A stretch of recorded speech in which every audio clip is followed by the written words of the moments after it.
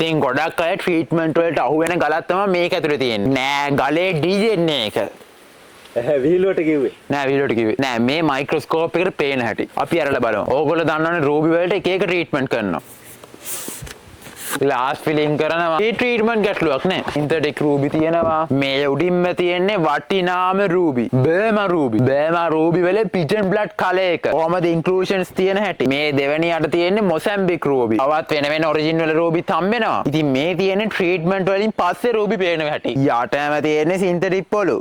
ඒ කියන්නේ ඔයාලට මැනික් එපා කරන ගල්. හැබැයි මැනික් බිස්නස් එකේ නොලෙජ් එක හදාගත්තොත් කාටවත් ඔයාව අන්දන්න බෑ. මම විනෝදෙට වගේ මයික්‍රොස්කෝප් එකකින් ගල් බලනවා. මම තාම ඉගෙන ගන්නවා. ඉතින් ජෙම් ෆීල්ඩ් එකට වයසක් අදාළ නෑනේ. ඕන පොඩි කෙනෙක්ට වගේ වයසක කෙනෙක්ට උනොත් ජෙම් ෆීල්ඩ් එකට අත ගහන්න පුළුවන්. මම තායිලන්තේ මාකට් වල යනකොට මට ඕන තරම් සින්තටික් ඒවාත් අතහැරලා තියෙනවා. හැබැයි නොලෙජ් එක මාව බේරුවා. අලුත් කෙනෙක් නම් පාට දැක්ක ගමන් සල්ලි දීලා ගන්නවා. ඉතින් ඔයත් කැමතිද අපිත් එක්ක පිටරටවල ජිම් එක්සිබිෂන් බලන්න යන්න? මාකට් වල ට්‍රැවල් කරන්න යන්න. එහෙනම් අපි ළඟ තායිලන්ඩ් යනකොට අපිත් එක්ක ජොයින් වෙන්න. මල්ලක මේ ගොඩක් ගල් වර්ග වල ඉන්ක්ලූෂන් මැප් විදියට තියෙනවා. අපේ කෝස් එක කරන අයට වෙබ්සයිට් එකට දාලා තියෙන්නේ. ඕගොල්ලෝ මොනවා හරි නොදන්න දෙයක් තියෙනවා නම් ඉගෙන ගන්න කැමති නම් අපිව කන්ටැක්ට් කරන්න. අපි ඕගොල්ලොත් එක්ක හැමදාම ඉන්නවා. අපි හැමදාම අපේ කෝස් එක දියුණු කරනවා. ඒකට වැලියු එකක් ඇඩ් කරනවා.